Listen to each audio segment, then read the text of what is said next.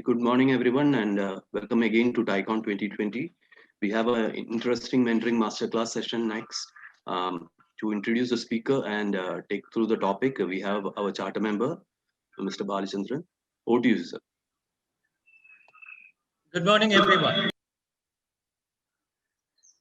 I hope you had an enjoyable 2 sessions of mentor classes.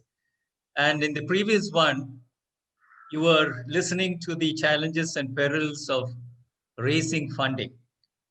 While funding is absolutely necessary, it is also equally important for you to understand or realize that whatever be the product or service that you are intending to bring out or you have, ultimately it has to reach the market. It has to reach the customer. A few years back, around 2013, the chairman of Hindustan Lever, Harish Manwani, in his AGM talk, spoke about the VUCA scenario. At that time, the VUCA concept was a little new. Volatility, uncertainty, complexity, and ambiguity. We all thought that, oh, it's only for the big guys. But suddenly, 2020 has really hit us because for the first time, every single person in the world, irrespective of geographical boundaries, irrespective of economic barriers, irrespective of the trades one is in, is hit by this pandemic, which has sort of disrupted everything. So then the question became survival. So here we have today an outstanding, what he calls himself an innovation evangelist. Dr. Kaustubh Dhargalkar, who is also the founder of Potentials and Possibilities. The very name Potentials and Possibilities is his website, so you can understand what he is offering. He's been there, he has seen everything, he has done his startups. He has in fact been a serial entrepreneur from 1990. He has founded 4 companies, is on the next 2. He's an acclaimed professor, design thinking trainer and coach, and an innovation and strategy consultant. He's also authored a book, It's Logical, Innovating Profitable Business Models. Essentially, his tagline says the same thing. There's no magic to the whole thing. It's all a question of logic. And that's what one needs to apply when you're looking at building your business or starting your business. In 2006, he exited the first of his 3 of his companies, and then plunged into more of academic and research because heart of hearts, he's still a teacher. And he has been mentoring young startups, college students from campus to startup, all kinds of things he has been doing, helping them out. He's basically relishes the challenge of enhancing the innovation quotient in organizations, helping them create new offerings and creating unique and sustainable business models. No doubt, he is also a consultant and trainer in demand with companies like Mercedes, Daimler, Citibank, HP, Deloitte, Mahindra, and many, many, many more. Apart from that, obviously, his list of awards and accolades are many. I wouldn't be able to tell you that straight away. But more than anything else, if you see him, you can see that calmness and serenity on his face. He is a very well-trained yoga instructor, and apparently his art of pranayama and meditation is much sought after by many, many, many people. So ladies and gentlemen, let me not delay further. Basically, what he is going to be talking about is for you to understand what it means to talk of a disruptive business model in today's environment, where one has to employ a strategy to change what you have been doing or look at something in a different manner altogether. And this is what we'll be listening to today. He doesn't want to have a monologue.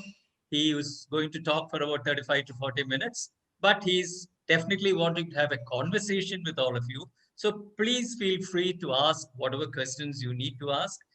Put it in the Q&A or the chat, and we will try to get it to him as soon as possible. And from there, we can take it forward. Thank you very much. Over to you, Dr. Kaustubh. Thank you very much, Thai Kerala, for having me over. Thank you very much, Mr. Balachandran, for the very generous and kind introduction. Introductions always sound very glamorous. Let's see if at the end of the next 40 odd minutes, all the audience finds it good enough. All right. So I have a small little deck which I will share, and as I keep on talking, so just tell me, oops, once my, is the PowerPoint visible? It is visible to everybody? It is to me.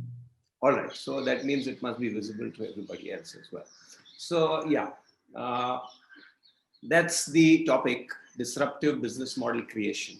Now, before getting into that, generally, my feeling is, after having interacted with a lot of students as well as industry executives, startups, etc., when we think of innovation, uh, suppose I tell you to close your eyes and think about something, some innovative stuff, about 95 to 97% of the responses would be Google Glass, something to do with Tesla, Apple, something to do with some augmented reality, something to do with probably machine learning, something to do with space technology, something to do with some teleportation and stuff like that. Mostly that's the response 95 to 97% of the people give, which means that most of us associate innovation with physical products and something to do with high technology. Is that really so? Should that really be so? Is innovation restricted to physical products and something to do with high tech? I don't believe so. There is a lot of innovation which can come into business models, and one can disrupt industries, one can disrupt incumbents by some smart business models. So that's going to be the focus of my talk for the next 30 odd minutes.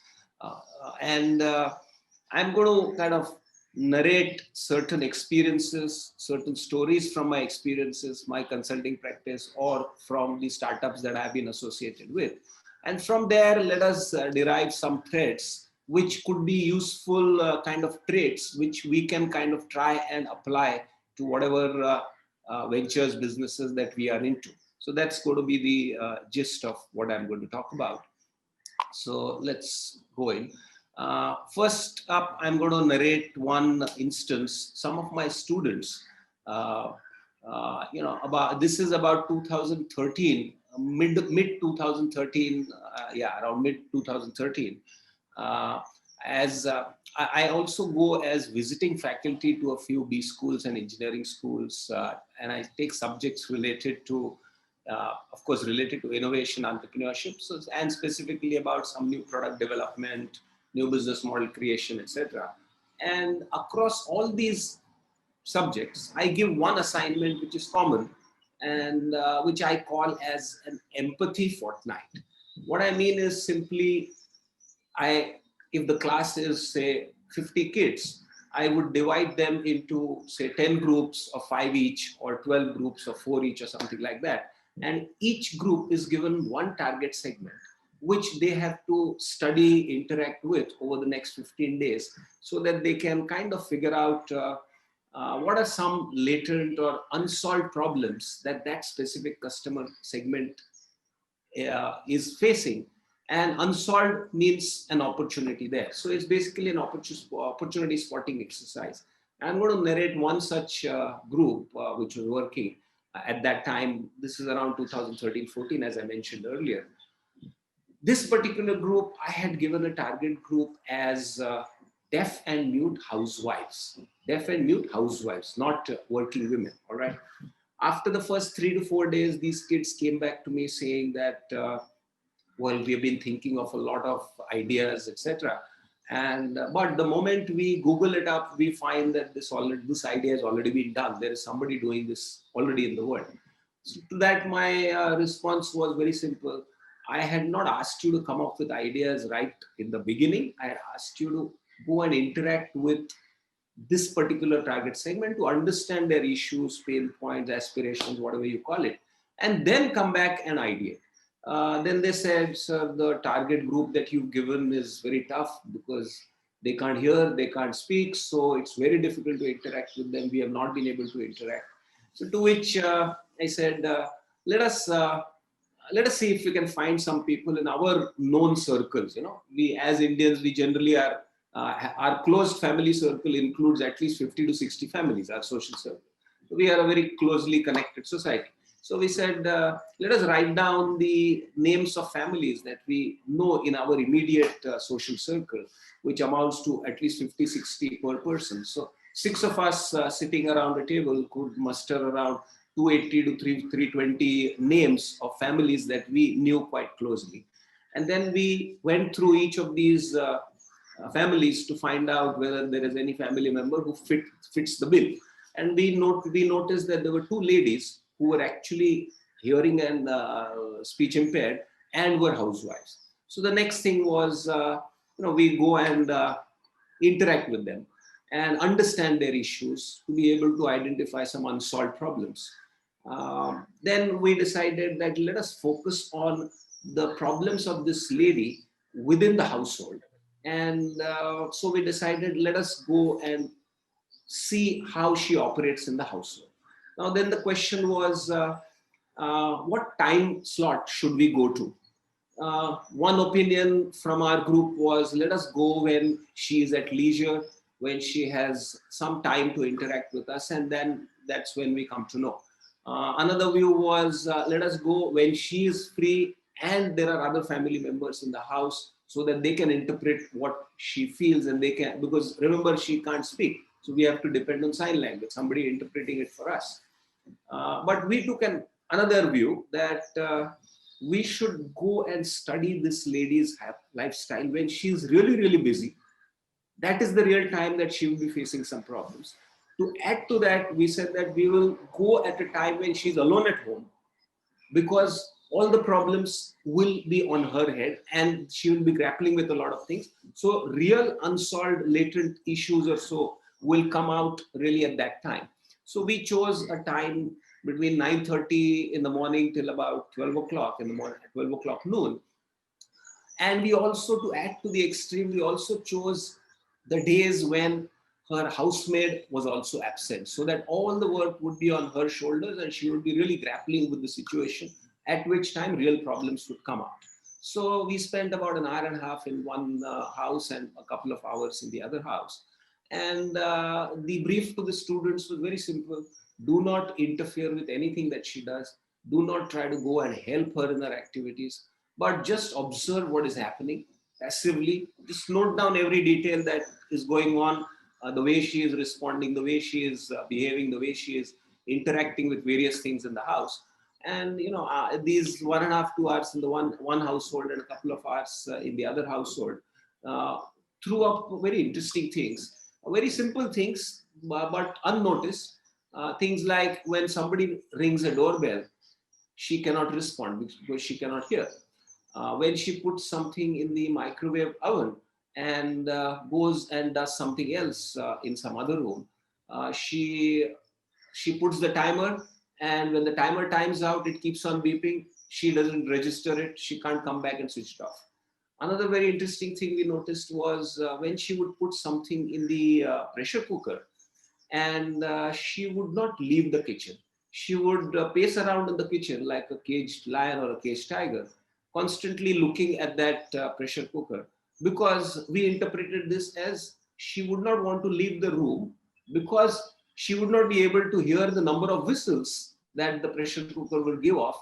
And she was worried that if it gave off more whistles than her regular regimen, her food would get overcooked. So now, based on these simple little findings, these students came up with a very simple wristband kind of a device, which integrated a Bluetooth module in the device, in the wristband, and a similar Bluetooth module embedded in all the home appliances in the house, which meant that, and the two could connect with each other. So a simple device, if you see, there are different colored LEDs on top. Don't look at the aesthetics of the product right now, because this has a very nostalgic value. This picture is of the first prototype that was 3D printed in my lab back in 2013. It underwent a lot of aesthetic improvement later on, but this is the first one. So ignore the aesthetics. So these guys created this product which had a Bluetooth module embedded in it, and it would function in a very simple manner.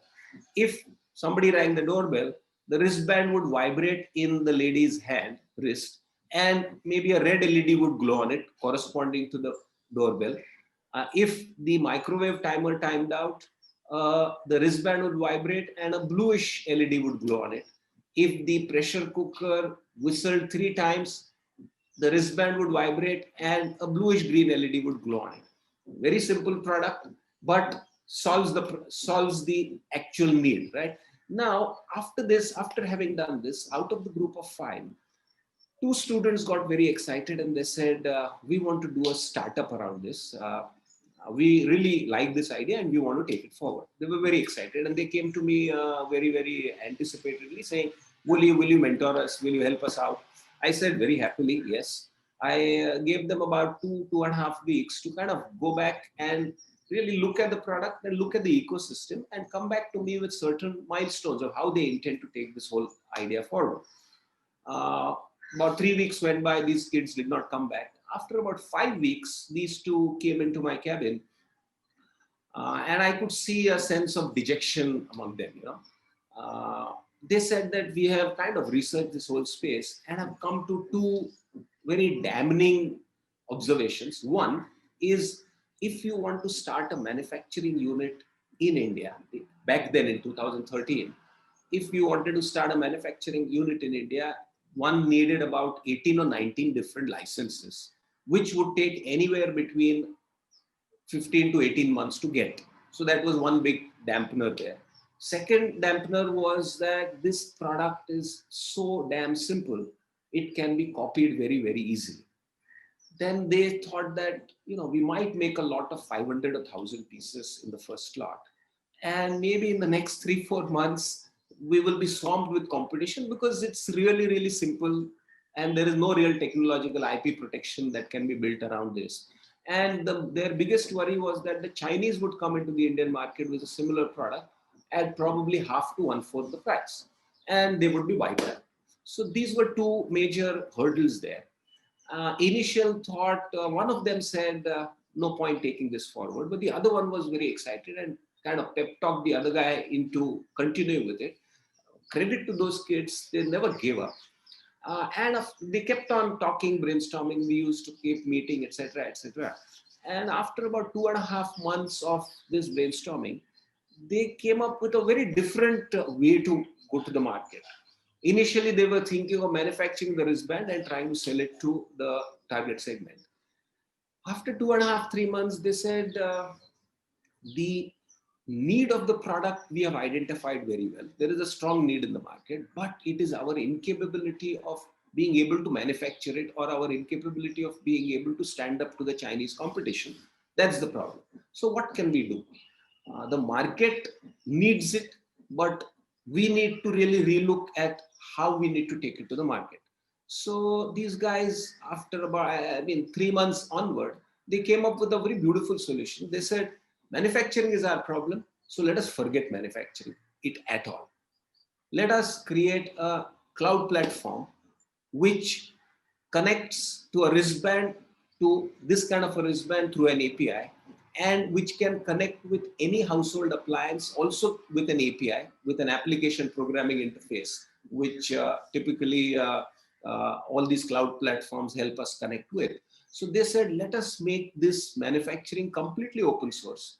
Anybody can manufacture this, provided they have a standard Bluetooth module embedded in it. And our cloud platform will give out an API through which this wristband will connect to our cloud platform at one end. And at the other end, our cloud platform will connect with any appliance manufacturer through an API. So they went to these appliance manufacturers, like they went to Siemens, they went to LG, they went to Whirlpool, they went to Samsung, and gave them the value proposition that if you want to call your product deaf and mute friendly, then we can give you an API. You don't have to do any changes in your electronics. Our API will talk to your electronics and help you connect with any brand of wristband manufacturers in the world, which meant that they completely pivoted their business model from manufacturing the wristband to becoming a total cloud platform company, by which, look at the advantages that they created for themselves. if they were to manufacture the wristband, they would have had to go B2C, and they would have had to spend a lot of budgets on promotion, awareness, marketing, X, Y, Z. But they went to the appliance manufacturers with a very interesting proposition that if they want to call their product deaf and mute friendly, then they would have to go in for this API. And this API would be a very small cost for them.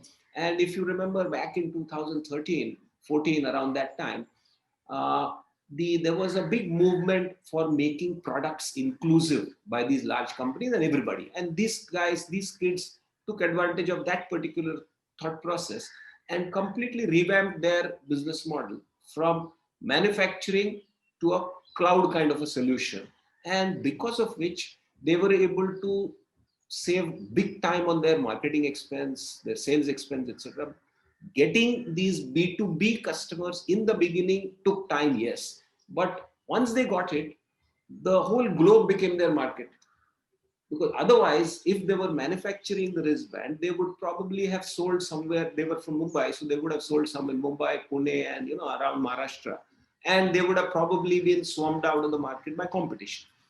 By going to the cloud model, they kind of made all kinds of other manufacturing competition completely redundant, and they created a very smart hook with the appliance manufacturers, for which there was automatically they created an entry barrier for anybody else to come into that space, and the whole globe became kind of a marketplace for them.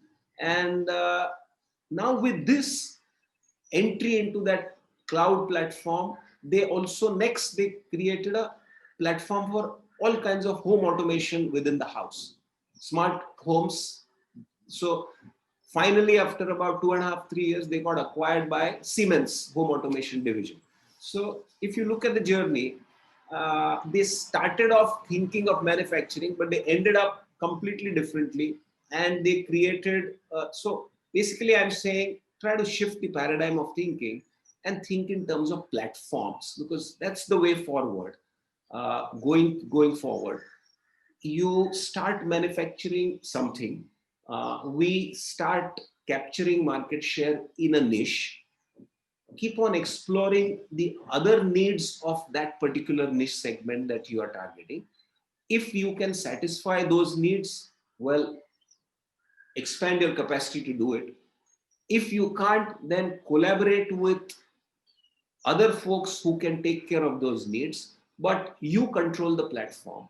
And that's the way to scale up in going forward. And today, with a lot of technology being easily adaptable, easily usable, maybe 15 years back or 10 years back, this would have been tough. But today, with all these cloud platforms, SaaS models, etc., one can do that quite easily. Not very easily, but you need to really think through the whole thing. So thinking in terms of platforms is the way going forward, and revolving your business model around platforms is according to me the way forward. Now, I'm going to talk about more such things of how some other people also created some platforms and went ahead. So from this particular example, 2 points I want to drive out is, one is, where did this idea come from? Where did these kids get the idea from? This did not come out in a laboratory or sitting in some classroom or sitting in a library room while they were brainstorming. This came out when these kids actually went and spent time with the customer, that is the speech and hearing impaired lady, in her context, when she was really, really busy, when she had no help. So 2 points that I derive from this is, to be able to create some disruptions, please spend a lot of time with your end users in their context, not just interviewing them, not just, not just sending around questionnaires, but actually spending time in their context.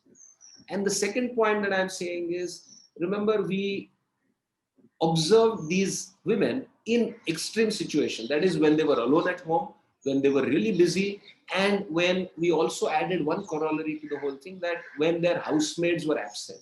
So factor in the extreme scenarios. because I firmly believe that when you focus on the extreme users, that's where the disruption really comes in the product. Excited about this, and because they are able to capture data which helps them pinpoint the exact amount of subsidy to be passed to the customer.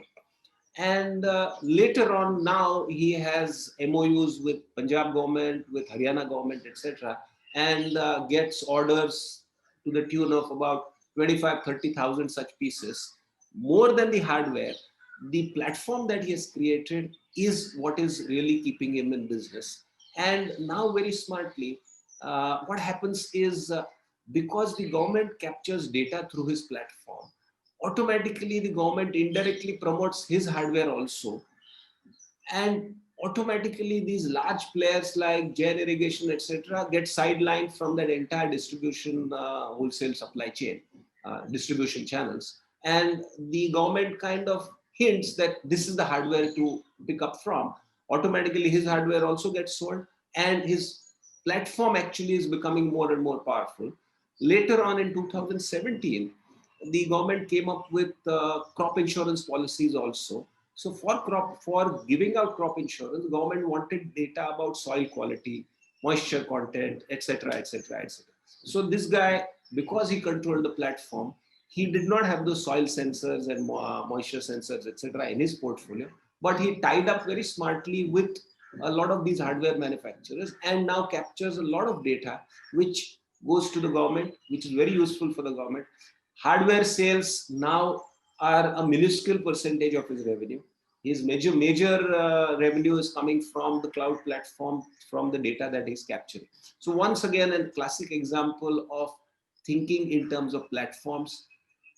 Entered a niche with that product, kept on exploring what other needs do his customer segments have, and then collaborated with other players and has actually controlled the platform. So look, again, the guy started with a hardware and has moved to a platform, a classic shift in the business model, and has completely disrupted that specific segment, has actually made the incumbents run for their money with a smart business model. So control the platform by, maybe you start by entering a niche. I'm repeating myself here. Explore needs of that niche and then see whom you can collaborate with. But at all times, you control the platform. That means entry to that specific customer segment happens only through you. And that's the way forward. You control the hardware to a limited extent. A lot of hardware comes in from collaborators. You provide them the platform gateway to various customer segments. Let us look at one more kind of example. So some of you may have heard of this company called Duolingo. Duolingo is actually a very simple language learning app, which which helps us learn various foreign languages. It's available on the Google Store, Google Play Store, as well as the App Store. So if one wants to learn a new language, one can download that and start learning the language through it. And so it's like a tutorial through an app, but it's a very interestingly gamified, animated kind of a tutorial, which is it's a lot of fun to use and very interactive, interesting to use, and it captures a lot of attention of anybody who wants to learn a language.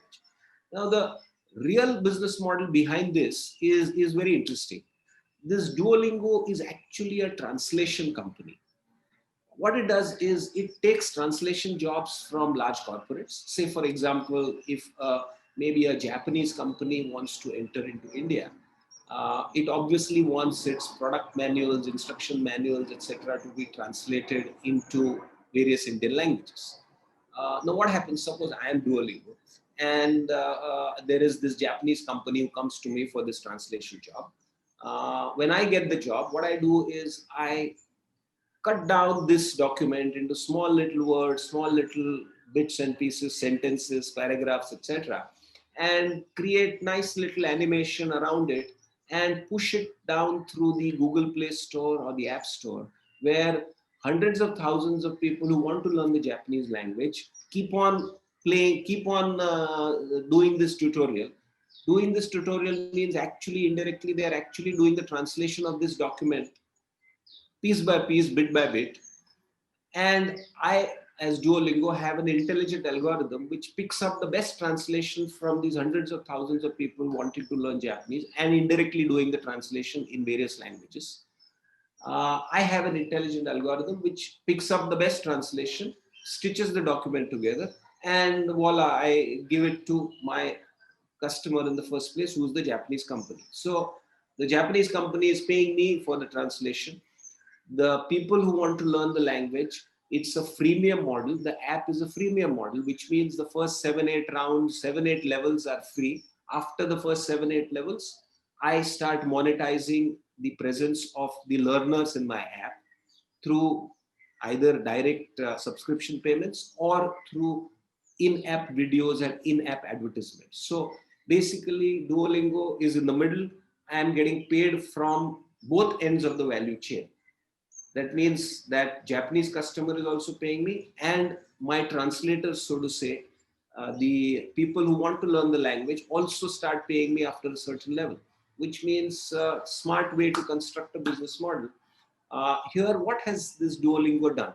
They have created communities of like-minded people, people who want to learn different languages and who are passionate about it. And they're actually crowdsourcing a lot of their work from them, being able to do it at a much, much lower cost than employing translators and doing it.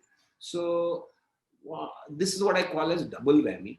But in essence, it is a platform where a lot of communities of people, passionate people have been created, and a lot of that job is being crowdsourced from the front end, and at the back end, this Duolingo is able to deliver the jobs at a much, much competitive rates than compared to anybody else. So how can one create communities, and how can one, once you create these communities of passionate people, crowdsourcing of a lot of skills doesn't remain too difficult. So think about how that can be applied and disruptions can be brought in.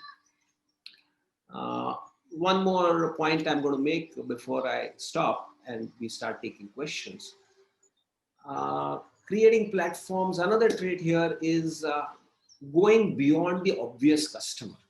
I'll narrate one more project that I'm working on right now. I won't name the company because it's under wraps, under NDA, but this is a large conglomerate or engineering conglomerate and into diversified businesses. Now they are into finance, they are into logistics, X, Y, Z.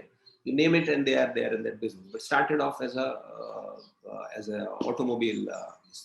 All right. So these guys have one stamping division. Stampings are, those stampings are the ones that in a motor, in an electric motor, the rotor and the stator is kind of comprised of sheet metal pieces kind of bound together. Those are the sheet metal pieces that I'm talking about are the stampings. They have a stampings division, which churns out these stampings which are sold to motor manufacturers, etc. So their major customers used to be air conditioning manufacturers, coolers, etc., motor manufacturers who supply to these guys. And their business was very seasonal, still is seasonal, because all these products, all these motors, etc., get consumed according to the climatic conditions. The air conditioners sell more in the summer, so March to May is high season for them, etc., etc., etc. And their capacity utilization over the year is not quite uniform. It fluctuates a lot. So they wanted to kind of ensure that there is a constant flow of business throughout the year. So we started by looking at some other customer segments which would kind of keep their factories active, installed capacities active at the time, throughout the year. So we were looking out, and one customer segment which came about was these, handheld appliances which people use in the kitchen, like handy mixies and things like that. manufactured by Surya Morphy Richards or say Bajaj Electricals or those kind of companies. And they were talking to the procurement guys of these companies, and they kind of cracked the deal. Okay, this next season onwards, we are going to buy from you, etc., etc., etc. But this team from the original client of mine that I'm talking about, those people did not just restrict themselves to talking to the procurement management of or purchase management of Bajaj Electricals or Surya Morphy Richards. They also wanted to understand the whole mechanics or the functioning of that company. So they had casual conversations with their marketing folks and sales folks and servicing folks, etc. And during these discussions, a very significant problem came up, which was that the salespeople of these hand appliance manufacturers have a lot of problems servicing complaints from end users, from customers. Because once it breaks down, then suddenly there is a call to the service center, people are not available. Then the customer keeps on shouting, goes on social media and does a lot of bad mouthing about the company, etc. It's a big issue they were facing. Now with this, this team came back to the drawing board along with their development folks, etc., sat back and actually then came up with an idea that we can manufacture motors along with IoT sensors embedded into the motor, which keeps on checking the health of the entire appliance. So once this motor gets fitted into the hand appliances of Surya Morphy Richards or Bajaj Electricals, etc., the actual data of performance gets captured on their cloud. So they are manufacturing the motor and developing the cloud to capture actual performance data from the end user's side. That means that hand mixer or whatever the device is, wherever it is being used in the kitchen, the devices, it is a connected device, it captures information about the working condition of that appliance, gets fed into the platform, and the servicing folks of these Bajaj Electricals or Surya Morphy Richards or any of these hand appliance manufacturers get real-time information, and they get predictive analytics about this particular exact piece which is getting faulty, which needs a service, etc. So they can preempt, they themselves get in touch with that customer and say, you need a servicing here, you need a servicing there, rather than wait for the last minute, customer becoming completely without that equipment and very unhappy. This is a predictive kind of a model coming in. Now look at where this company started from. Absolute the lowest end of manufacturing in this motor business, the stamping manufacturer, and see where they would go when they have all this model in place. Once again, creating a platform, they have created a platform to capture all this information and be able to enhance the performance of their motor, as well as give an additional service to their client, which means these guys have gone from a manufacturer to an end-to-end service provider. Now, once again, through the platform route. So creating platforms and is going to remain a kind of a disruptive force in the days to come. So think about how one can make that happen, and in your businesses, try to bring in this kind of platform thinking, which for which you really need to relook at the business models that we are operating in. And for that, if you can look at this Venn diagram, any solution must satisfy user needs. It has to take care of the technological possibilities, and finally it has to take care of the business goals. Now, if you look at the wristband manufacturers in the first example which I talked about, these guys captured the user needs very well, figured out the technological possibilities to make that product very well.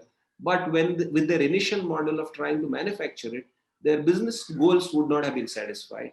So they kept on thinking and thinking till they arrived at this sweet spot with the cloud platform model, they could take care of the user needs, the technological possibilities, as well as the business goals. So as an entrepreneur, we must always strive to reach this sweet spot. Until that time, we need to really tweak.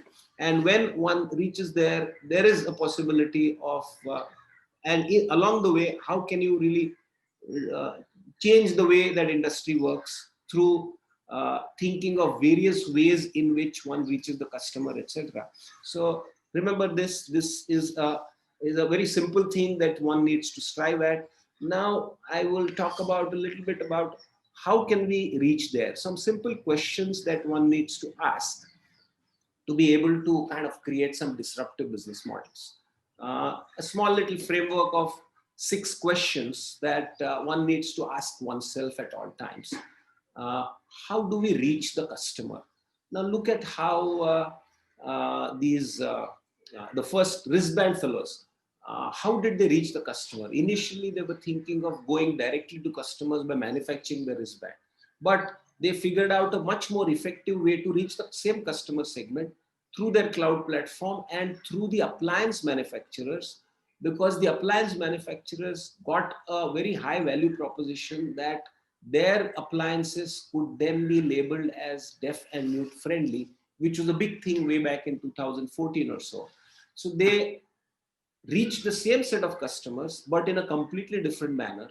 And that called for a different business model. It was kind of a API based, per API based kind of a revenue model, as against selling a wristband and taking the money. So, which this particular model gave them access to the global market, whichever market that the appliance manufacturers were playing in, they had access to that market as well. Again, look at the second example, which I talked about, my student with the Smart Kheti application, reached the same customer, but initially he was trying to reach to the same wholesaler, distributor, retailer kind of model, which was totally controlled by the big players. This guy bypassed it all, created that platform, made the government one of his major customers and one of his major affiliates, through which he was able to sell back to the same kind of hardware to the same customer segment, that is farmers, but in a different manner. So he rejigged this business model and has disrupted that space, and large companies have kind of got a shock in that space. Second question one can ask is, how do we optimize our operations? How do we optimize our operations? Same case now in the case of this wristband fellows. Manufacturing would have been such a difficult thing for these two young fellows. How did they optimize the whole operation? They did something completely different from what a conventional business would have done. Creating software is much less capital intensive rather than setting up a manufacturing unit. So there are different ways in which one can optimize operations. Third question, how do we source our manpower? Now look at Duolingo. How are they sourcing their manpower? They are sourcing manpower by creating a community and crowdsourcing that skill from that manpower. So there are different ways in which each of these questions can be answered, and the different ways in which you get the answers, those are possible avenues for disruption. How do we source our inputs? So let's take the example of Uber. One of the main inputs is vehicles.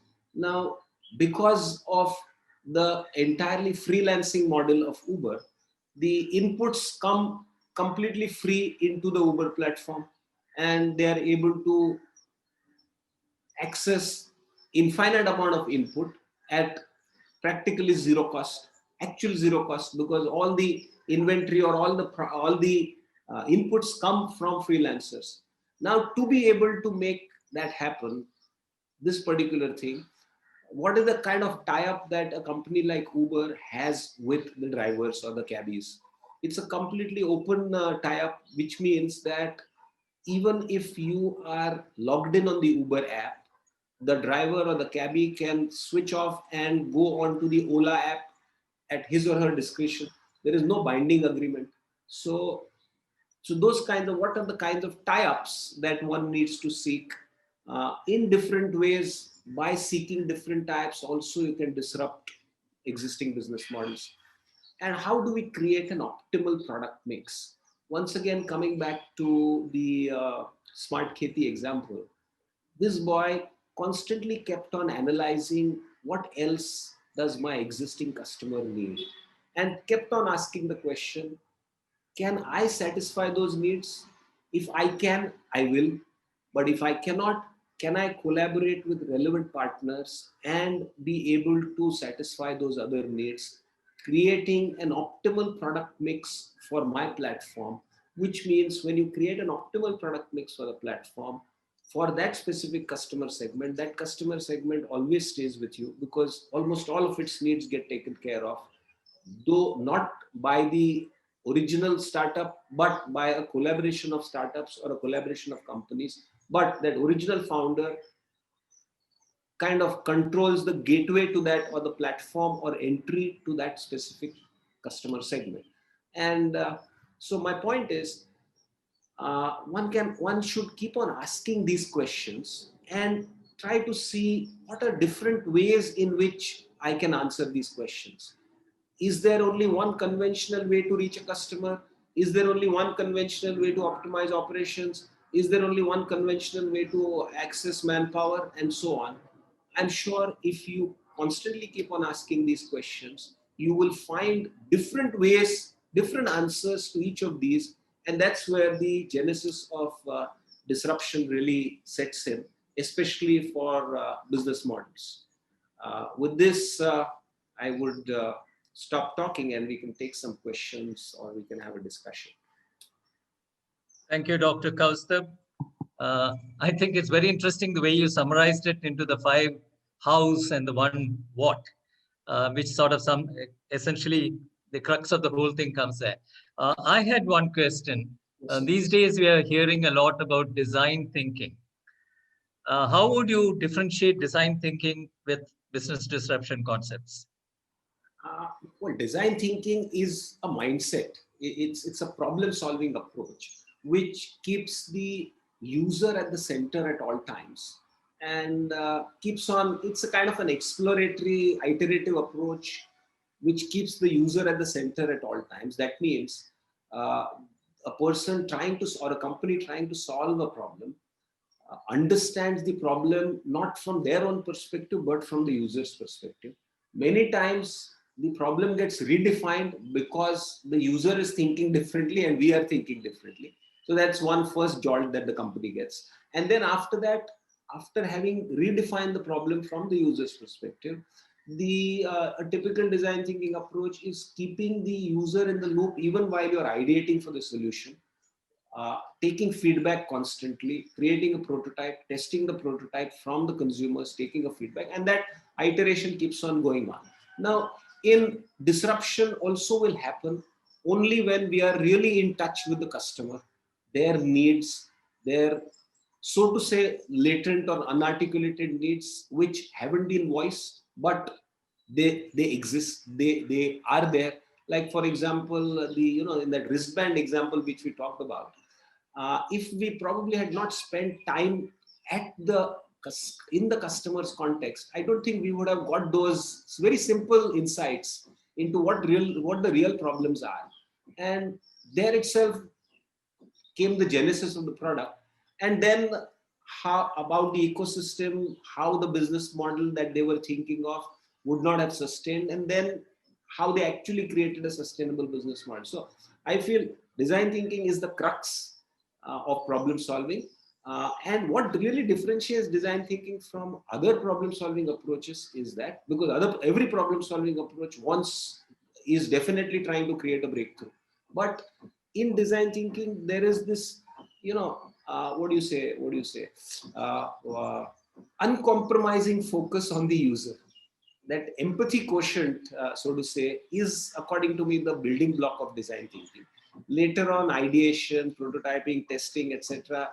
I think every problem solving approach propagates that. But the uncompromising focus on the user is what really differentiates, and that is the genesis of any disruption, I feel. I noticed that you are also consulting to people like Mercedes and Daimler. Now, they, for over the years, maybe a couple of decades, have probably set certain benchmarks and standards in their whole operational systems. Where does a disruption concept come in there?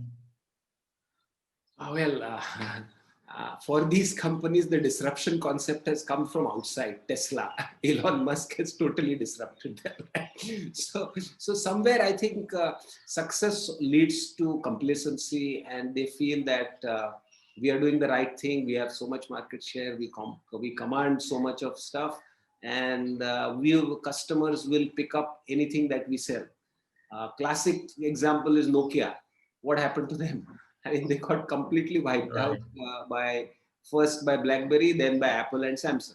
So somewhere I think all these companies, everybody is realizing that we need to really be in touch with the consumer. We really need to be listening to the consumer very, very genuinely. And they are figuring out, or they are setting up protocols and systems to be in constantly touch with the user.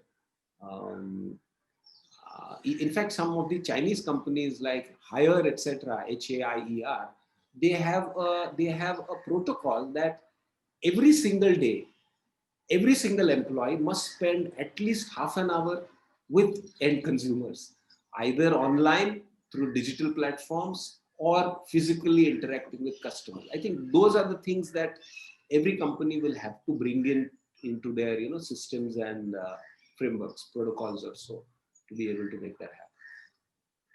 It's interesting. I think the whole world is changing at such a fast pace. The concept of disruption and design thinking comes more into play in these kind of scenarios. Absolutely, yeah. Gentlemen, we have plenty of time. And incidentally, Kaustubh, we have kept an opportunity open for the participants to ask questions in the networking lounge also. I'd appreciate if you could spend a few minutes after this, so that in case anybody wants to interact with you directly on the lounge, they could do that. If there are any more questions, we could take that.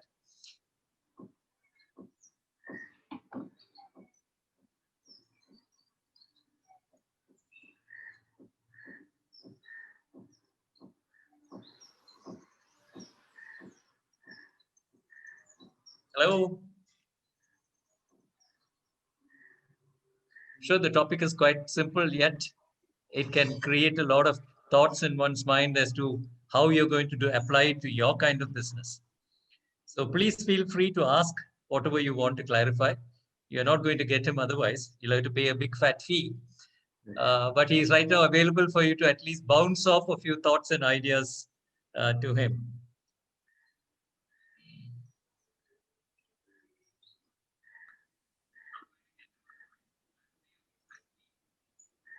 So probably we'll wait for a few minutes for people to pose the questions.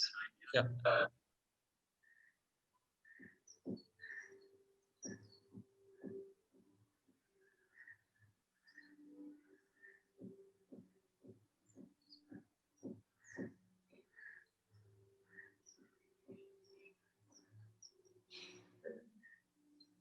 When you talk of design thinking, has there been any classic example recently of design thinking having really made a difference in the end product or the benefits to the consumer? Immediately in the last recent. Yeah, I can kind of talk about from my experience, from my consulting practice. 3 years back, 2.5 years back, a very conventional BPO, telecalling BPO came with a typical, very common kind of, query or challenge, saying that over the previous, say 10 years, they had been on the digital transformation journey. They have improved the efficiencies of various products, services, etc., of their efficiencies of their services, the processes of the backend, etc. and still they were not quite happy. So we said, let us explore the service, the process that is most inefficient. So they said the most inefficient process is the telecalling process, because they keep on calling us, pestering us, customers. Do you want a credit card? Do you want a home loan? Do you want this? Do you want that? And despite us saying no, they keep on pestering us. Now these people, so we picked up that process as the one that needs to be explored the first. So we started this entire discussion, and we started with a kind of a brainstorming workshop. And in that I insisted that let us include the lowest person in the hierarchy also, the telecaller, who actually picks up a receiver and speaks to the prospect. Let us not ignore that person's input. So we brought them in also. And during the brainstorm, one of the telecalling BPOs, the telecalling executives, the lowest in the hierarchy, so to say, uh, mentioned a very casual statement that all these statistical techniques, Six Sigma, XYZ that we've been practicing is fine. But when I pick up the receiver and speak to the end user, from the voice tone that I get from the prospect on the other side of the line, I kind of get a feeling whether this call is going to get converted or not, or whether this prospect is inclined to buy from us or not. Now, this was a very subjective kind of judgment coming in from that telecaller. And immediately the entire team, right from senior management to the techies, solution architects, etc., jumped on this fellow saying that you are talking about a very subjective kind of a parameter. And through some numbers at him saying that we have close to about 3,500 telecallers making 40 to 60 calls per 8-hour shift, which means we have something like 175,000 to 200,000 calls which are being made in an 8-hour shift. And if we were to take into account the subjective judgment of each of these calls, it would be impossible for us to operate at scale. Justified. Impossible to operate at scale. But credit to that team, they didn't really give up. And then when they, when we probed further, the techies in the team said that, what are you talking about? You are talking about capturing the voice tone and interpreting the voice tone, right? So basically a voice tone is a sound wave. A sound wave has amplitude, has wavelength, and has frequency. And these three can be perfectly measurable. And we can find patterns in that, provided we have a large enough data set. Then the question was, do we have a data set large enough? If you can kind of recollect, when these telecallers call us, before they get connected, there is a question. This call may be recorded for training and quality purposes, right? Correct. So that was ringing in my head. And I asked them the question, do you have these call logs recorded? Then quickly that senior VP in the brainstorming session sent somebody out. And in 2 minutes, that person came back saying that we have 4.5 million call logs recorded over the previous 12 years of our operations. That's a huge data set that we are sitting on. Then the next question was, do you have the outcomes of these call logs also recorded? That means this prospect took 20 calls to get converted. This one took 8 calls to convert it. This one took 10 calls to get converted. So they said, yes, more or less we have that data. Now they were sitting on these 4.5 of million or 45 lakh call logs with documented output. Then it was just a question of pattern mapping between the two, for which they had to really understand, they had to quantify the voice tones of each of these 4.5 million call logs, for which they did not have technology, in-house technology.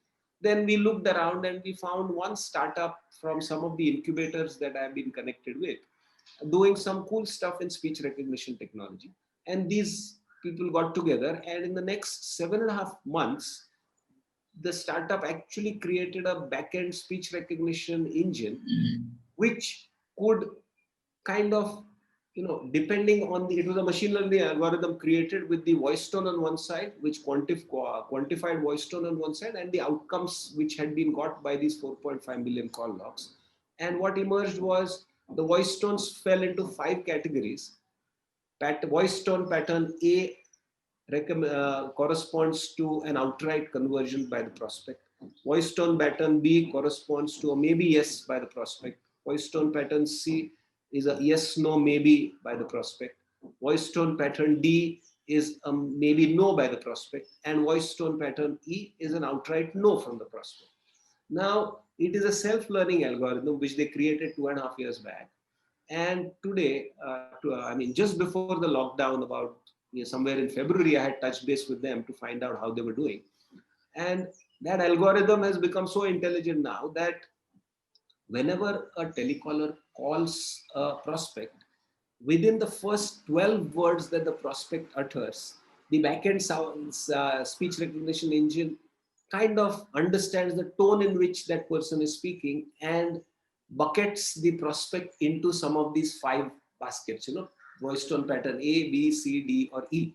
And depending on which voice tone pattern the prospect falls in, the rest of the question flow or the conversation flow appears on the telecaller screen in front, speeding up or making that fellow's job so much simpler and leading to targeted marketing, leading to a lot of savings in their promotional effort, in their marketing effort, in their manpower, all of that.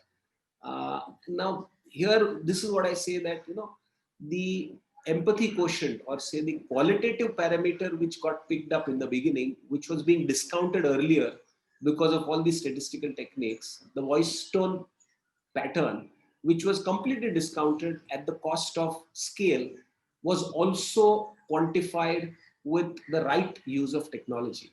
So that's what I would say is the kind of, the beauty of design thinking, where you don't let go of that real, what do you say, last mile user connect, as well as the qualitative feeling that one captures from the customer. And then technology comes in later. So I firmly believe in the approach of user first, tech later.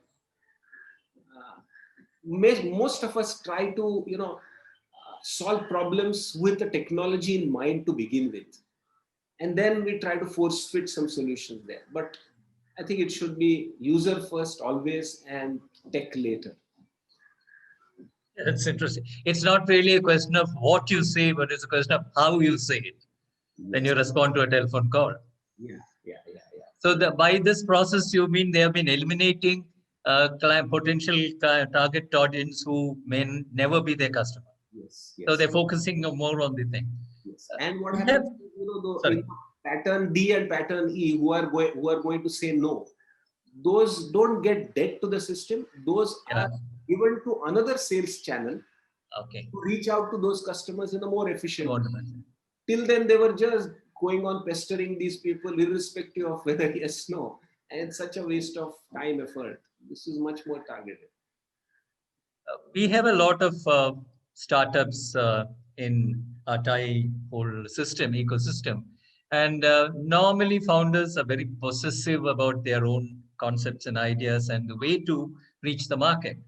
What would you advise these startups from the point of view, even assuming they have got into the market, they've got a reasonable traction on the whole thing? At what stage would you say that you need to start thinking for a plan B or a plan C or a disruption to the whole thing so that they can be prepared for an eventuality? Well, I can't say that this is the right time for a disruption or something like that. But if we are in real close connect with the end user, I think we get enough hints that a disruption is necessary. When the customers are unhappy with existing stuff, or you have figured out a very different way of reaching out to the same customer segment, of maybe optimizing your operation. So any of these 6 questions need to be asked at all times, and you can disrupt the market by answering any one question differently. It's not that all questions need to be answered simultaneously. You could figure out a very different way to reach the customer. You could figure out a very different way to optimize your operations. You could figure out a very different way to source your manpower. So somewhere along the line, if you keep on asking these questions, one will, and then of course you have to think about, does the market really need it or not? And for which one has to be really in touch with that end user at all times. And generally for startups, what I would recommend is that the initial set of users that you have, that who have been with you while you were alpha testing, beta testing, etc., keep those folks very satisfied throughout, because those are the ones who are going to let you experiment with, and those are the ones who know that you are transparent with them, and those are the ones who probably will be great word of mouth publicity for startups. I think keeping that set of users who have been with you during the experimentation phase, connected with you and happy, is what I am talking about. And those are the kinds of people who will form those communities which I was talking about when you think of platforms. Those are the ones who are the real PR folks for the companies. Crowdsourcing, all of that happens from there. So this kind of brainstorming should probably happen with every review meeting of theirs. Every quarterly review meeting should probably have these kind of brainstorming sessions also, for them to start thinking differently. Yes, absolutely. And even amongst our, even amongst the TIE network, when we are also mentoring these startups, for the last 2 odd years, what I have started is that normally earlier, only the founder or the co-founder used to come in these mentoring meetings.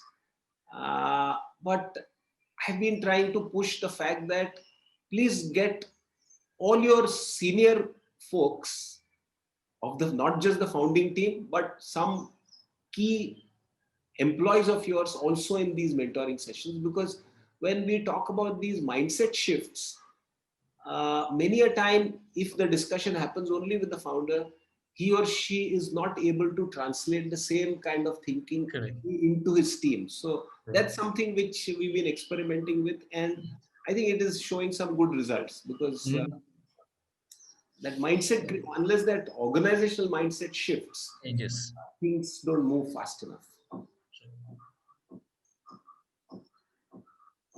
Anybody else with more questions?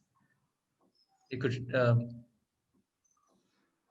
We haven't received anything else enough.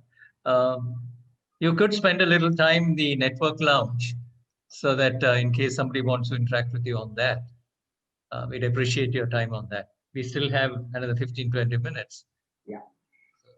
Okay, so what do I do? Should I log off from here? I think you can take off your screen share. Okay. Nirmal?